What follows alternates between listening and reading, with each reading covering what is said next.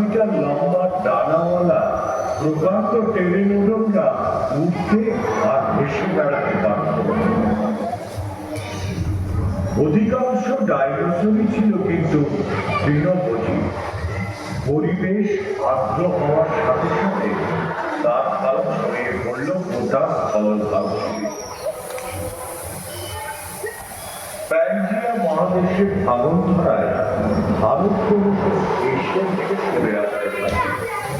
মহাদেশীয় পাতাগুলি এই সঞ্চালনের ফলে শুরু হয় অগ্নুৎপাত ও ভূমিকম্প, যার ফলে ফলভূমিতে নানা রকম ভৌগোলিক আঘাত ও আকৃতির জন্ম হয়।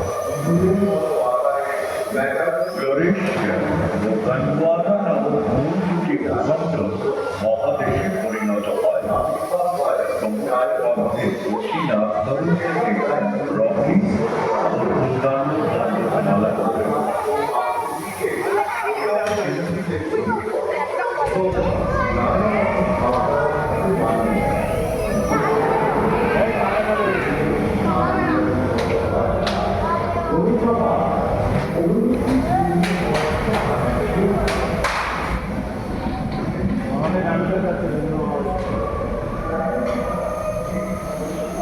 বিষুবরেখার আশেপাশে আবহাওয়া উষ্ণ থাকলেও নদী শুকিয়ে যাওয়ার ফলে বনাঞ্চল কমে যায়।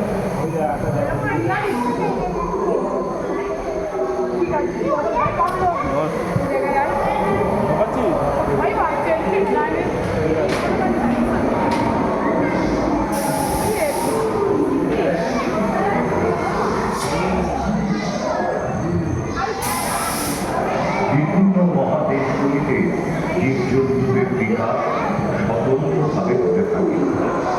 ফুলের গাছ প্রথম ফলভূমিতে আবির্ভূত হয় এবং কীট পতঙ্গের সাথে পরাগ মিলনের সম্পর্ক গড়ে ওঠে। তারা খুব দ্রুতই স্থলভাগ জুড়ে ছড়িয়ে পড়ে। এই সময়ে প্রথম গণিতের সংকেতের প্রকৃতি শুরু। ফলগুলি দাপিয়ে বেড়াত টাইরানোসরাস রেক্স, যারা ছিল ডাইনোসরদের মধ্যে সবচেয়ে ভয়ঙ্কর। এরা প্রায় 12 মিটার দীর্ঘ ও দোতলা বাড়ির সমান উঁচু।